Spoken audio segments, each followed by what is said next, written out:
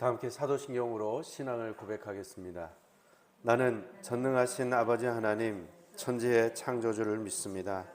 나는 그의 유일하신 아들 우리 주 예수 그리스도를 믿습니다. 그는 성령으로 잉태되어 동정녀 마리아에게서 나시고 본디오 빌라도에게 고난을 받아 십자가에 못 박혀 죽으시고 장사된 지 사흘 만에 죽은 자 가운데서 다시 살아나셨으며 하늘에 오르시어 전능하신 아버지 하나님 우편에 앉아 계시다가 거기로부터 살아있는 자와 죽은 자를 심판하러 오십니다.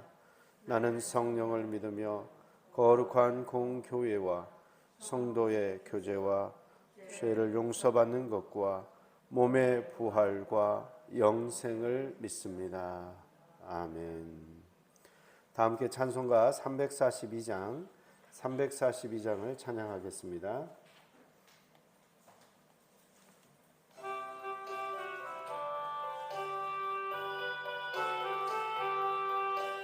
너 시험을 당해 죄 짓지 말고 너 용기를 다해 곧 물리치라.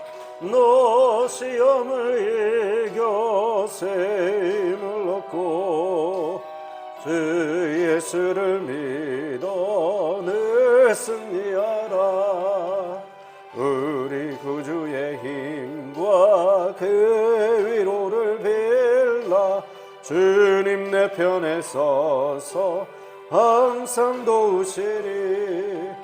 내 친구를 삼가 잘 선택하고 너행을 삼가 늘 조심하라. 너 열심을 다해 늘 충성하고 온 정성을 다해 주 봉사하라. 우리 구주의 힘과 그의 위로를 빌라.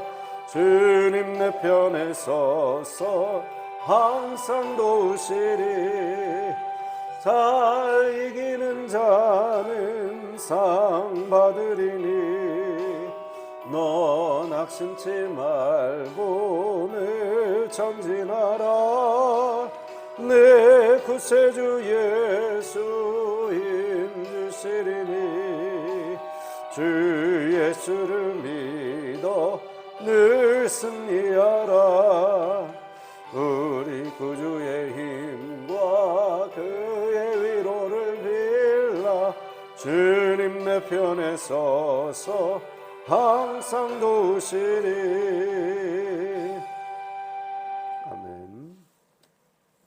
하나님께서 오늘 우리에게 주시는 말씀은 사무엘상 20장 1절부터 23절까지의 말씀입니다. 사무엘상 20장 1절부터 23절까지의 말씀입니다.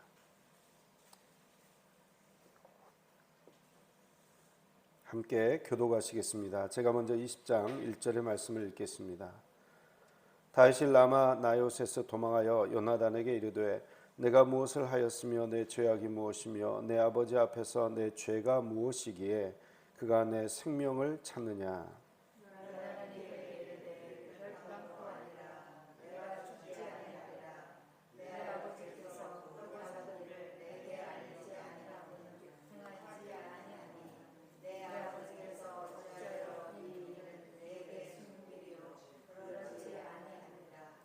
다시 또 맹세하여 이르되 내가 내게 은혜 받은 줄을 내 아버지께서 밝히 알고 스스로 이르기를 요나단이 슬퍼할까 두려운즉 그에게 이것을 알리지 아니하리라 함이니라. 그러나 진실로 여호와의 살아계심과 내 생명을 두고 맹세하노니 나와 죽음의 사이는 한 걸음뿐이니라.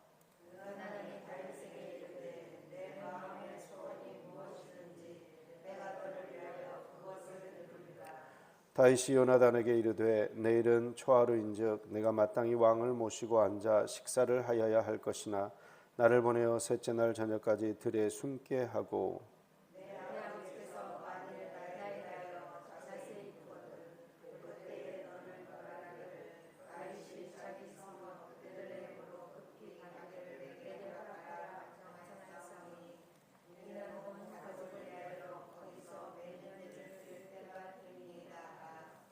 그의 말이 좋다 하면 내 종이 평안하려니와 그가 만일 노하면 나를 해하려고 결심한 줄을 알지니.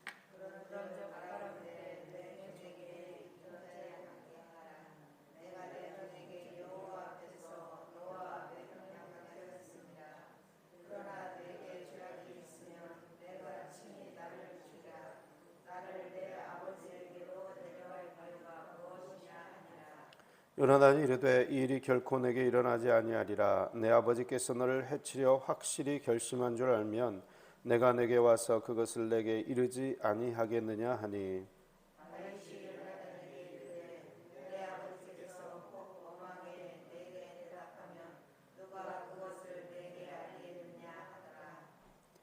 요나단이 다윗에게 이르되 오라 우리가 들로 가자 하고 두 사람이 들로 가니라.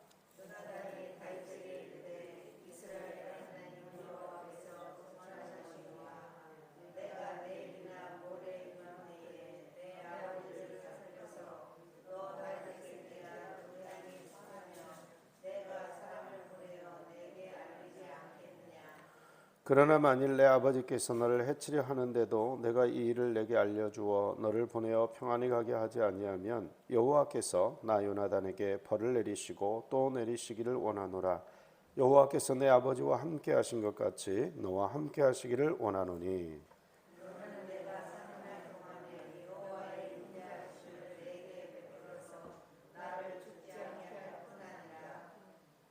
여호와께서 너 다윗의 대적들을 지면에서 다 끊어 버리신 때에도 너는 내 인자함을 내 집에서 영원히 끊어 버리지 말라 하고.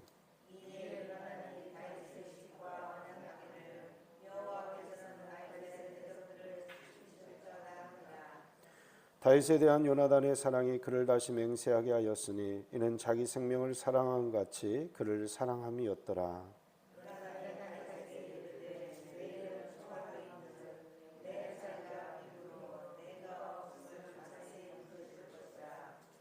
너는 사흘 동안 있다가 빨리 내려가서 그 일이 있던 날에 숨었던 곳에 이르러 에셀 바위 곁에 있으라.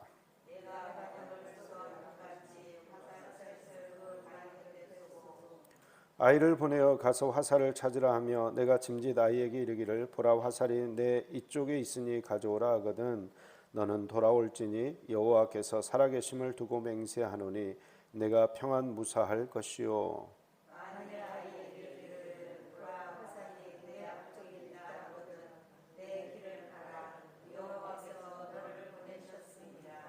함께 읽겠습니다. 너와 내가 말한 일에 대하여는 여호와께서 너와 나 사이에 영원토록 계시느니라 하니라. 아멘. 기도하겠습니다. 사랑과 충만하신 아버지 하나님, 오늘 또 이 새벽에 저희들의 단잠을 깨워 주의 말씀을 듣도록 이 시간 불러주시니 감사드립니다. 사랑의 하나님께서 영원한 헤세드, 영원한 자비를 저희들에게 허락하여 주셔서 주의 은혜 안에 거하게 하시고 매일매일 살아가는 순간순간마다 주님의 기쁨, 주님의 평강이 우리의 삶을 덮을 수 있도록 주여 함께하여 주시옵소서. 부족한 종의 허물은 가려주시고 오직 주의 영광만 나타나기를 원하옵고 예수 그리스도의 이름으로 기도하옵나이다. 아멘. 오늘 우리가 살펴본 본문은 계속해서 다윗을 죽이려고 앞장서고 있는 사울의 본심이 과연 어떠한 마음인가? 진짜 살의를 가지고 다윗을 추적하고 있는 것인가? 아니면 잠시 잠깐 악령에 휩싸인 사울이 본 마음은 그 마음이 아닌데 잠시 잠깐 이렇게 분노에 휩싸여서 그런 일을 벌이고 있는 건 아닌가? 라는 그 본심을 알기 위해서 요나단과 다윗이 만나서 서로 협의하는 내용을 다루고 있습니다. 사울은 지금까지 보여준 그런 모든 행동으로 봐서 사울 왕이 악령에 휩싸여 있을 때 다윗이 수금을 타서 그 악령을 내쫓고 그리고 또 평안한 마음을 위해서 그렇게 수금을 타고 있었을 때에 사울이 창을 들어서 던졌거든요. 그 이전에도 2번이나 던졌고, 그리고 어제 우리가 살펴본 본문에서도 또 창을 던졌습니다. 3번이나 죽이려고 했습니다. 3번이나 죽이려고 했고, 그것을 가까스로 다윗이 피했죠.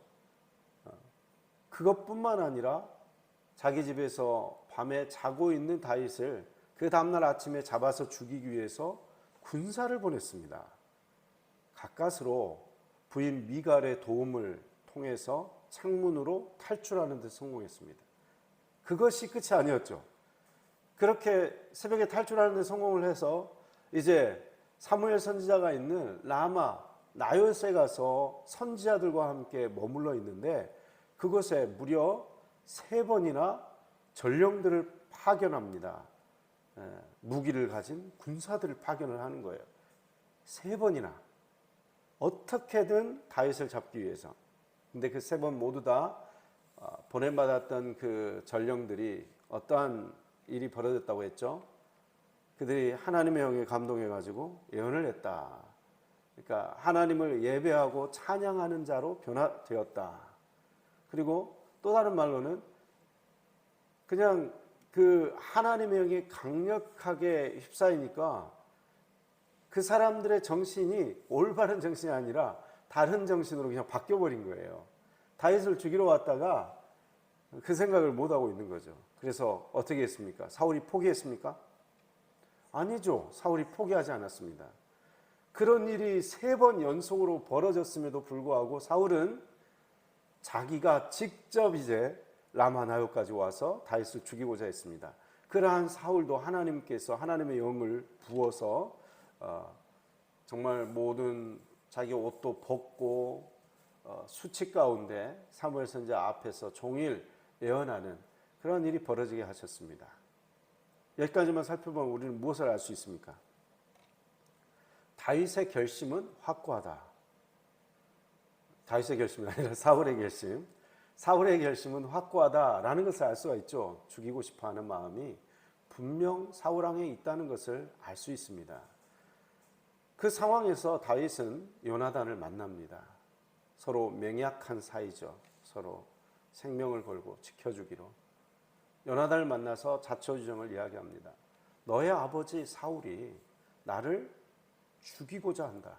요나단은 무엇이라고 말합니까? 나한테 숨기는 일이 없다. 나한테 말하지 않고는 그러한 일을 행하지 않을 것이다. 다윗은 뭐라고 말합니까? 아니다. 네가 나와 언약을 맺은 것을, 그리고 네가 나를 얼마나 끔찍히 위하는지를 알기 때문에 너한테는 비밀로 하고, 그리고 네가 상처받지 않도록 비밀로 하고 나를 죽이고자 한다. 아니다. 그럼 우리가 한 번만 더 확인을 해보자. 그래, 좋다. 나는 진짜 사울이 나를 죽이려고 하는 것으로 확신한다.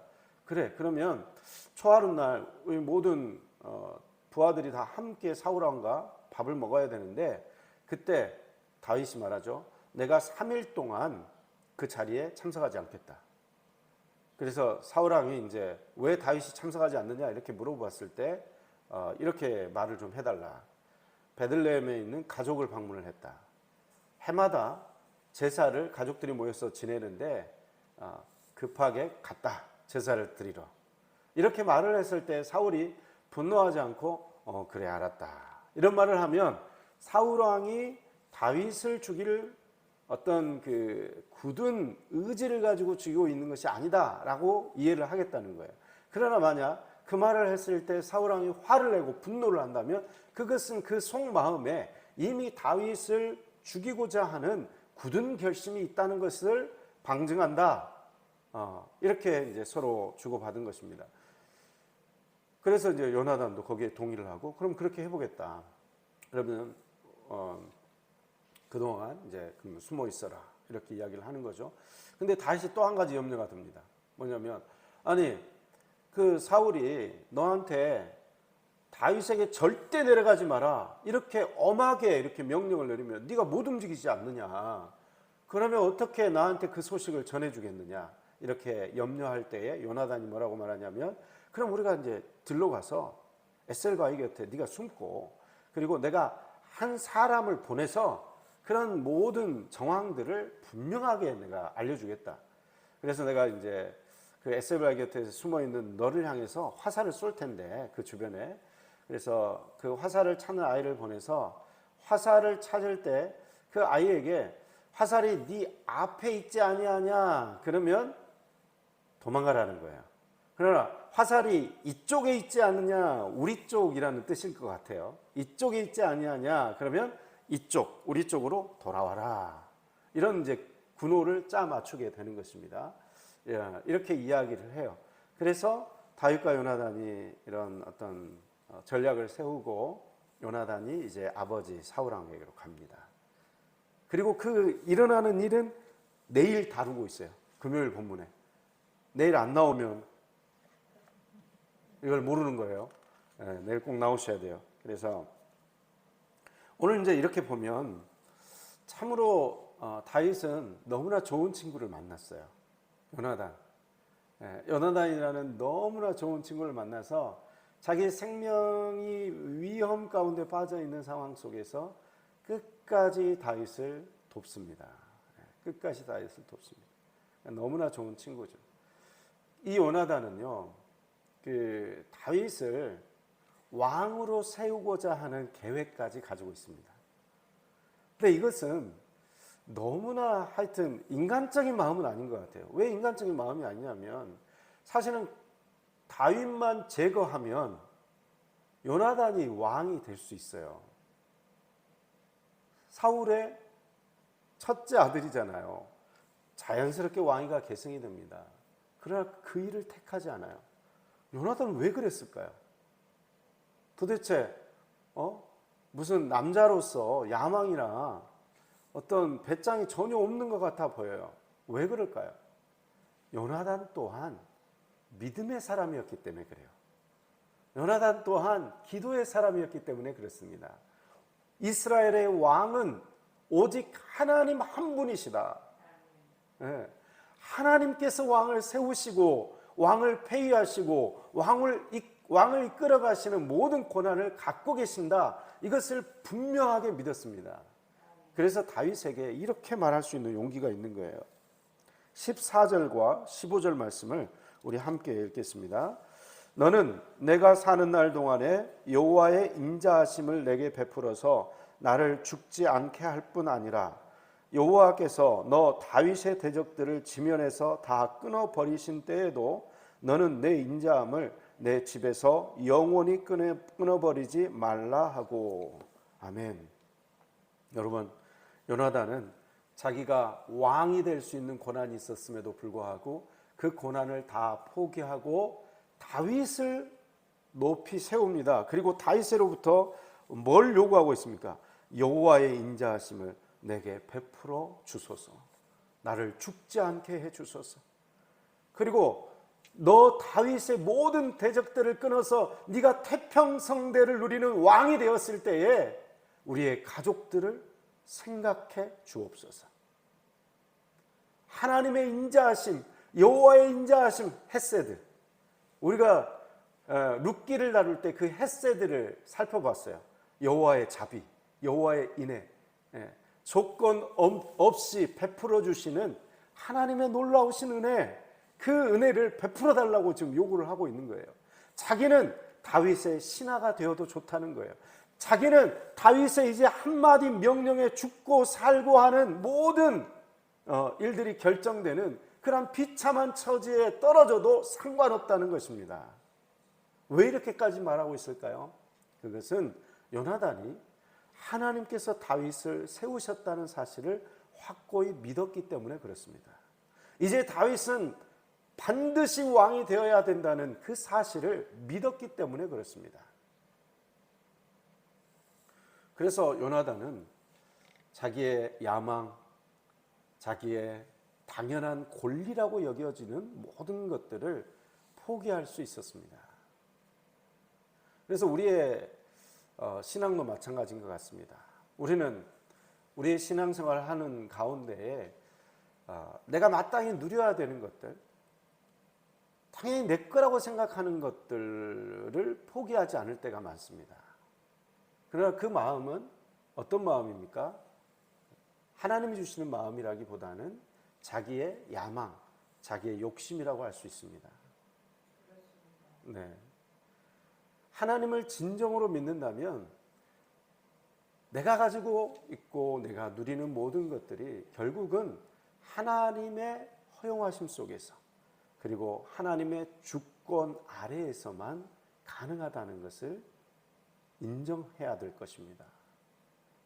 그럴 때 우리는 쓸데없는 분노, 쓸데없는 미움,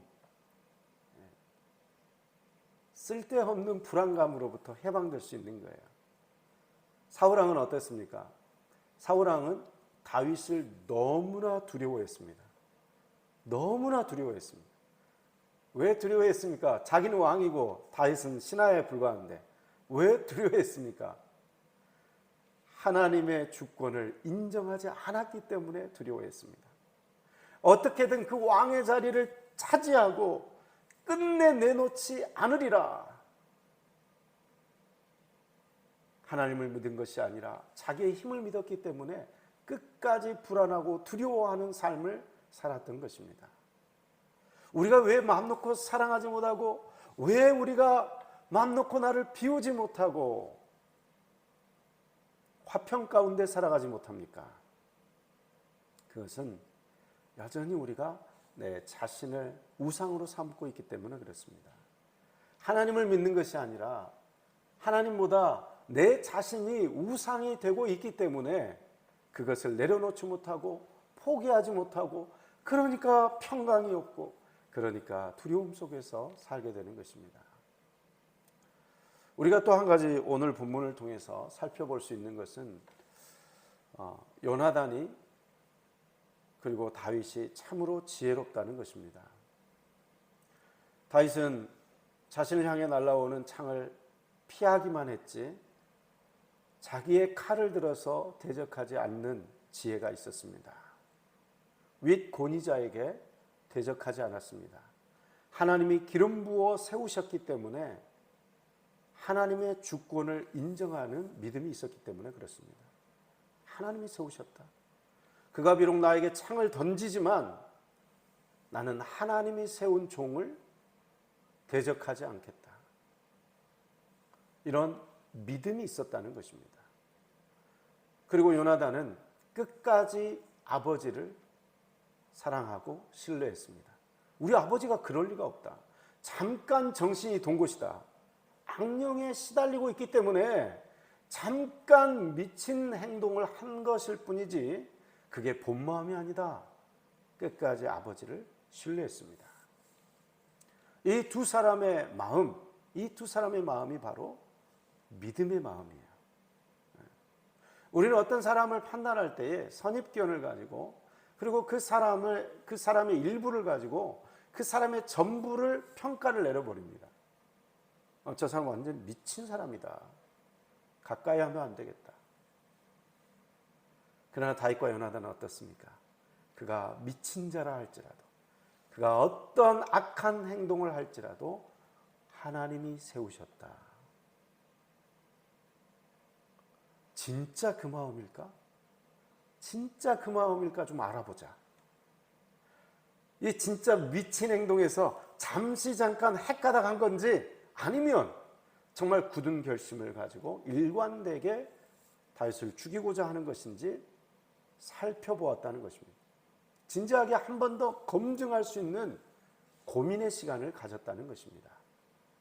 그래서 우리는 누군가를 판단하고 누군가를 쉽게 정죄하기보다는 뭔가 이유가 있겠지. 그 사람의 본심은 무엇일까? 이것을 한 번 더 생각해 보는 게 지혜로운 행동이라는 것이죠. 그리고 그러한 판단의 근거는 믿음이어야 합니다. 믿음이어야 돼요. 교회 공동체 안에서도 이 마음이 정말 중요합니다. 우리는 사랑의 공동체임에도 불구하고 쉽게 어떤 한 사람에 대해서 아예 그냥 판단을 내려버려요. 판단을 내려버리고 기회를 주지 않습니다. 그러나 교회 공동체는 항상 누군가에게 새로운 기회를 줘야만 합니다. 그래서 베드로가 예수님께 묻잖아요. 형제가 잘못을 범하면 몇 번 용서하면 좋습니까? 우리 인간 사이에서는 한 번도 용서하기가 쉽지가 않죠. 큰 잘못을 했을 때. 2번까지 용서할까요? 3번까지만 용서할까요? 그래도 우리가 예수님 믿는 사람들이니까 7번 용서하면 엄청 많이 용서하는 거죠. 7번 할까요? 예수님 뭐라고 말씀하십니까? 아니다. 70번씩 7번이라도 하라. 7은 완전수거든요. 그걸 거기에다가 70번을 곱하면요, 숫자적으로는 490번이죠. 그러나 490번을 의미하는 게 아니에요. 무조건적으로 용서해라. 무조건적으로 용서해라. 용서 외에는 답이 없다. 그게 교회다. 그게 믿음이다. 이걸 이야기하고 있는 거예요. 계속해서 기회를 주는 것, 계속해서 용서하는 것, 계속해서.